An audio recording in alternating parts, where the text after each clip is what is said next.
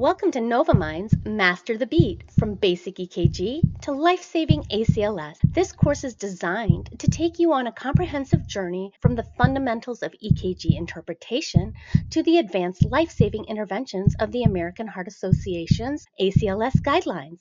Let's embark on this journey together and master the beat. This is episode 4, titled Mastering Rhythms. What are the 6 essential steps to EKG analysis? We're going into one of the most crucial skills in cardiac care, rhythm recognition. Today, I'll guide you through the 6 key steps in basic EKG analysis, breaking down each component so you confidently recognize normal and abnormal rhythms. Whether you're new to EKG or just looking to sharpen your skills, this episode will give you the tools you need to master rhythm recognition and improve your patient care. So let's get started. Make sure to watch the first 3 episodes that episode 4 builds on. Today, we're reviewing the 6 essential steps in EKG analysis, the method I still use today. Step 1. First, we begin by assessing if the R-to-R intervals are consistent across the strip, indicating whether the rhythm is regular or irregular. If the distance between each R wave is consistent, we have a regular rhythm. If the intervals vary, then the rhythm is irregular, potentially indicating conditions like atrial fibrillation or premature beats. Next, we manually calculate the heart rate. Using one of the most common methods, use the 6-second strip method or other methods that quickly help you evaluate what the heart rate is. Step 3. Examine and compare P waves. Here, we're looking for the following. First, its presence. Is there one P wave before each QRS complex? Next is the shape and the consistency. Are the P waves smooth and rounded, or are they inverted, flat, or notched? Compare P waves across the complete strip. Consistent P waves indicate a rhythm originating from the SA node, normal sinus rhythm, while varying shape could indicate atrial abnormalities or ectopic rhythms. Step 4. Manually measure the PR interval. The PR interval represents the time between the start of atrial depolarization and the start of ventricular depolarization. To measure the PR interval, start at the beginning of the P wave and measure to the start of the QRS complex. Normal PR interval should be between 0.12 to 0.20 seconds. A prolonged PR interval may suggest a first-degree block, while shortened PR intervals may point to conditions such as Wolff-Parkinson-White syndrome. Step 5. Next, measure the QRS complex, which represents ventricular depolarization. Typically, a QRS should be 0.06 to 0.10 seconds wide. If the QRS duration is more than 0.12 seconds wide or more, it is considered a wide QRS, and it may suggest a conduction delay, such as a bundle branch block or a ventricular rhythm. Step 6. Assess for ST segment deviation and assess T waves throughout the strip. This step is crucial in detecting life-threatening cardiac conditions such as myocardial infarction and ischemia.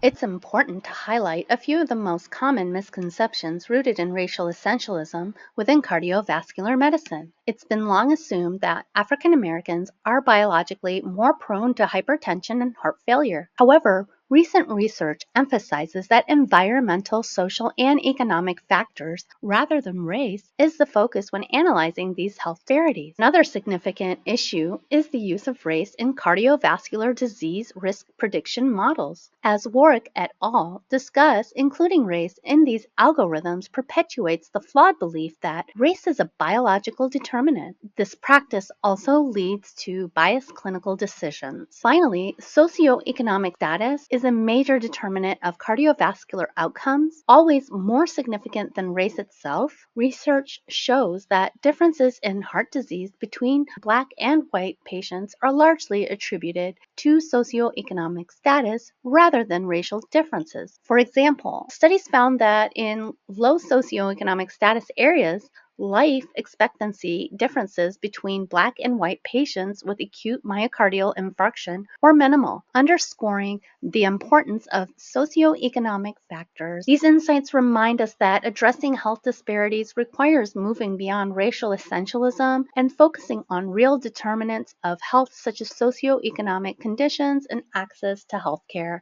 Let's review Step 1, rhythm regularity, a little bit more in depth. So march out your R to R interval. What does it mean to march out the R to R interval? Marching out refers to the practice of measuring the time between consecutive R waves, the peaks that represent ventricular depolarization on the ECG. By carefully measuring these intervals, you can determine whether the rhythm's regular or irregular. So why is this important? A regular R to R interval suggests that the heart is beating at the consistent rhythm, while an irregular interval may indicate arrhythmias, such as atrial fibrillation, premature beats, or other conduction issues. Identifying these patterns early on is crucial for accurate diagnoses and effective treatment.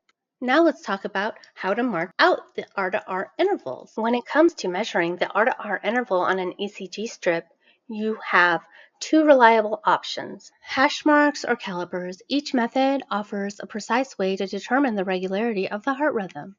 Let's start by talking about using the paper hash mark. This one is simple and accessible, and a method that I have been using at least for the last decade. The method involves using a piece of paper and marking the position of two consecutive R waves on that piece of paper. Measuring across the strip, once you have the marks, you can slide the paper along the ECG strip to see if the intervals between all the R waves remain consistent. This is a quick and effective way to check for rhythm regularity, especially if you don't have calipers on hand. Now, when using calipers, a precision tool, calipers are specifically designed for precise measurement of the intervals on ECG strips. Simply set the calipers to the distance between two R waves. March out the interval. Move the calipers across the strip, measuring each R to R interval for consistency. Calipers offer the highest accuracy, making them the tool of choice for detailed ECG analysis. Both methods are widely used and provide the accuracy needed for effective ECG interpretation. Step 2. Estimate the heart rate. To quickly estimate the heart rate using the ECG strip, you can apply the 6-second strip method, which is both simple and reliable. Here's how it works. Begin by identifying a 6-second segment on the ECG strip. Most strips will have hash marks on the top indicating 3-second intervals, so 2 of these intervals equals 6 seconds. Next, count the total number of R waves that appear within that 6-second window. Multiply that number of R waves by 10. This gives you an estimate of the heart rate in beats per minute. For example, on the screen is a 6-second strip. There are a total of 7 R waves in this 6-second strip. To get the estimated heart rate, I would multiply 7 times 10 and have an estimated heart rate of 70 beats per minute. This method is a fast and effective way to get a rough estimate of heart rate, making it an essential tool in basic EKG analysis. For several other quick but more precise methods in heart rate estimation, make sure to subscribe to NovaMind's membership program and watch our exclusive content where we share these unique combinations of methods that will make sure that you never miss another heartbeat. Now that we've covered the basics, let's move on to step 3 in our EKG analysis process, assessing all the P waves. First, let's learn the proper way to assess all the P waves on your rhythm strip. Start this process by ensuring that there is one P wave present before every QRS complex. This confirms that the atrial activity is synchronized with the ventricular response. Next, analyze the consistency and shape. Examine the shape and size of all the P waves across the strip. A normal P wave is smooth, upright, rounded, and equally important is that they should all look the same, hence have the same symmetry across the strip. Variations in shape, such as notched, peaked, or inverted P waves, could indicate atrial enlargement, ectopic atrial activity, or other atrial abnormalities. Next in the P wave assessment, measure your P to P intervals. Measuring the interval between P waves is to assess regularity. A consistent P to P interval suggests that the atrial rhythm is regular. I like to use the hash mark method just like when assessing R to R intervals. Irregular or absent P waves may suggest atrial fibrillation, atrial flutter, or a junctional rhythm, each requiring different clinical approaches. Having different shaped or looking P waves in the same rhythm strip could help you identify premature atrial contractions and other ectopy or arrhythmias. Remember, the P wave is your window into atrial health. Never overlook its importance in your analysis. Step 4. Measuring the PR interval. When it comes to measuring the PR interval, precision is the key. The PR interval represents the time it takes for the electrical impulse to travel from the atria to the ventricles, providing crucial insights into the heart's conduction system. So how do we measure the PR interval? Begin by locating the point where the P wave first leaves the baseline on the ECG strip. Continue measuring until you reach the start of the QRS complex where the ventricular depolarization begins. This interval includes both the atrial depolarization and the delay in the AV node, which ensures the ventricles have time to fill with blood before contracting. A normal PR interval typically ranges between 0.12 and 0.20 seconds. That is between 3 to 5 small boxes. Deviations from this range can indicate various conduction abnormalities. For example, a prolonged PR interval may suggest a first-degree heart block, while a shortened PR interval might be associated with conditions like Wolff-Parkinson-White syndrome. For example, measuring the PR interval using the example ECG on the screen would include counting the number of small boxes of the PR interval represented by the red bracket. Between the red bracket, you can count 4 small boxes. 4 small boxes times 0.04 will give you 0.16 seconds as your PR interval measurement. Is this normal? If you said yes, you're right. Remember, normal PR interval measurement are 0.12 to 0.20 seconds.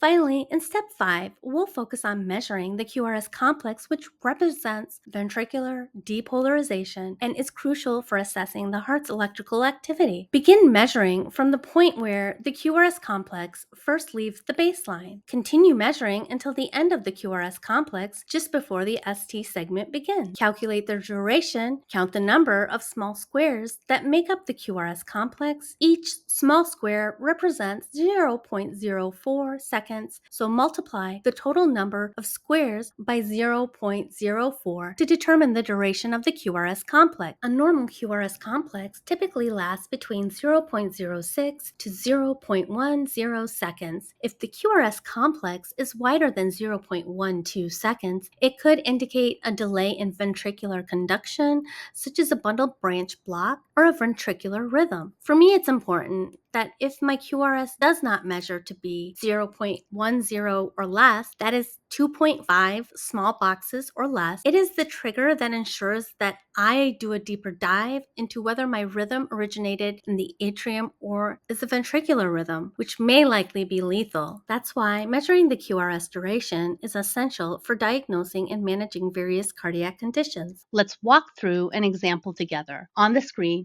you see a PQRST complex. We'll focus on measuring the QRS complex, which shows the depolarization of the ventricles, or simply put, the electrical activity that causes the ventricles to contract. So step 1, as I told you before, you must identify the start point of the complex. We begin by finding this point where the QRS complex first leaves the baseline, which is right after the PR interval ends. I have marked this starting point with a red dotted line on the ECG so you can see exactly where the measurement starts. Next, we need to identify the end of the QRS complex. We can do this by locating the point just before the ST segment begins. This is called the J point. I've marked the spot with another blue dotted line. This helps us clearly see where the QRS complex ends. Now using the red brackets on the ECG, let's count the small squares between these 2 points. Each small square represents 0.04 seconds of time. In this case, we count 2.5 small squares. Now to calculate the duration of the QRS complex, multiply the number of small squares, which is 2.5, by 0.04 seconds. This equals 0.10 seconds. So what does that mean? In this example, the QRS duration of 0.10 seconds is considered normal. Just remember, if the QRS complex is 0.12 seconds or more, it would be considered wide. A wider QRS complex indicates something might be slowing down the conduction of electrical impulses through the ventricles, which could be due to issues like a bundle branch block or a rhythm originating from the ventricles, which could be lethal. Now, let's move on to step 6, where we're going to assess if there is any ST segment deviation from the baseline and also assess the T wave. Why do we need to assess the ST segment? Well, the ST segment reflects the period between ventricular depolarization and repolarization. Any deviation from the baseline can indicate that the heart muscle is either being deprived of oxygen, which is ischemia, or actively injured, which is infarction. Let's focus on that ST elevation. When you see ST elevation of 1 millimeter or more in 2 or more continuous leads, it's a strong indicator of an ST elevation myocardial infarction, which is known as STEMI. This is why we always check a 12 lead. This is an emergency that requires immediate intervention, usually in the form of reperfusion therapy, like percutaneous coronary intervention, PCI, or thrombolytics. Another concern with ST elevation is pericarditis. ST elevation can also occur with pericarditis, but the pattern is more widespread across leads and has a concave appearance, unlike the more localized and convex elevation seen in a STEMI. On the screen, we can focus on this ST segment. As you can see, I've marked the J point where the QRS complex ends and the ST segment begins.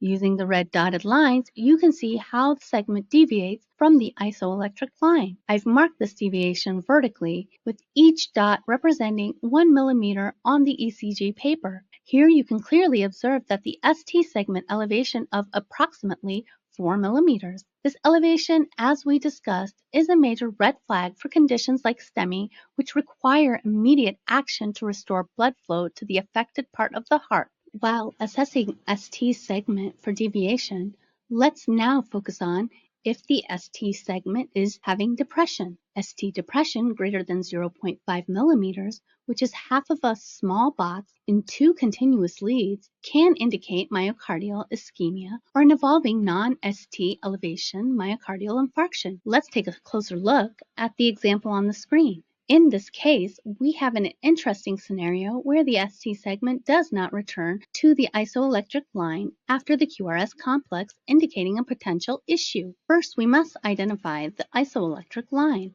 I've marked the isoelectric line using a red dotted line on the ECG tracing.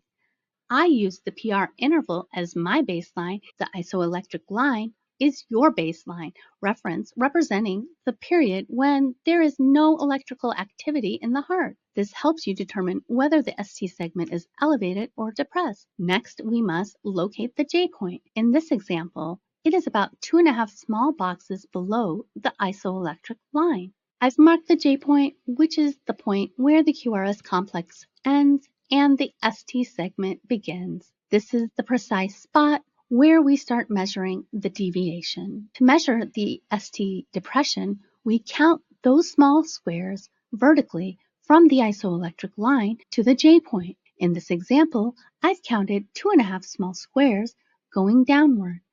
As you can see, I've placed a dot in each small square to visually mark the measurement so you can follow it. The last square, right at the J point, is half of a square. Each small square on the ECG represents 1 millimeter vertically. So in this case, we have 2.5 millimeter of an ST segment depression. This is a significant finding and could indicate myocardial ischemia, particularly if seen in continuous leads. To emphasize one of my critical insights for emergency settings, always compare the ST segment to the PR interval to determine the deviation. Remember, lead location matters. Elevation or depression in specific leads in a 12 lead could point to a different kind of infarction. Example, anterior MI for V1 through V4 elevation or inferior MI in leads 2, 3, and AVF. These are just a few examples. Once you have evaluated the ST segment for deviation, next part of step 6 is to assess the T wave. T wave represents ventricular repolarization, the process where the heart's ventricles reset electrically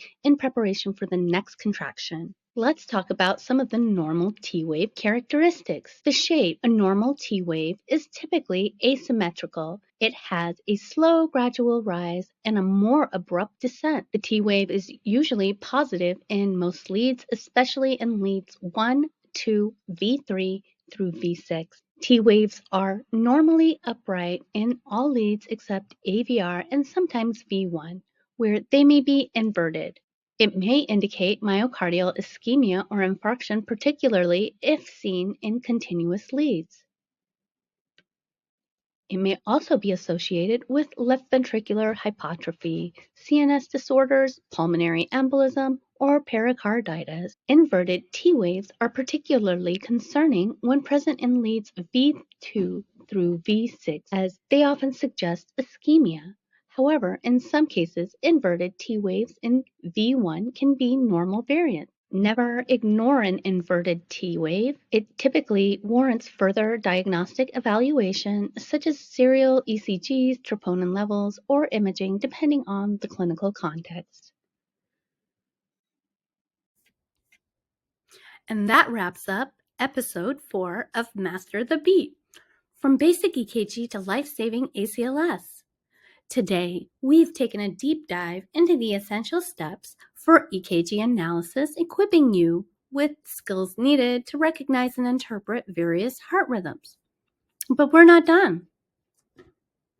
Make sure to check out our next episode, which is titled The OG Normal Sinus Rhythm. We'll be focusing on the gold standard of the heart rhythms. Understanding normal sinus rhythm is crucial as it serves as the baseline for identifying any abnormalities. So be sure to like, subscribe, and hit that notification bell to stay updated. If you're looking for more practice, don't forget to check out our exclusive membership content, where you'll find additional resources and practice strips to help you perfect your skills. Thanks for watching, and I'll see you in the next episode. And that wraps up episode 4 of Master the Beat, from Basic EKG to Life-Saving ACLS. Today, we've taken a deep dive into the essential steps for EKG analysis, equipping you with skills needed to recognize and interpret various heart rhythms. But we're not done. Make sure to check out our next episode, which is titled The OG Normal Sinus Rhythm. We'll be focusing on the gold standard of the heart rhythms. Understanding normal sinus rhythm is crucial as it serves as the baseline for identifying any abnormalities. So be sure to like, subscribe, and hit that notification bell to stay updated. If you're looking for more practice, don't forget to check out our exclusive membership content, where you'll find additional resources and practice strips to help you perfect your skills. Thanks for watching, and I'll see you in the next episode. At NovaMind, LLC, our core values are firmly aligned with the American Medical Association's policies, which assert that there is no biological evidence of race and it is a social construct. We adhere to the AMA policies that advocate for the elimination of race as a proxy for ancestry, genetics, and biology in medical education, research, and clinical practice. This is why NovaMind sets itself apart as the pioneer in health equity education and professional development through our unwavering commitment to these principles. Every course we create is designed to identify and challenge the ingrained biases that have historically influenced and continue to affect healthcare today. Our approach is not just about delivering content, it's about transforming, understanding, and establishing new guidelines for educating healthcare professionals.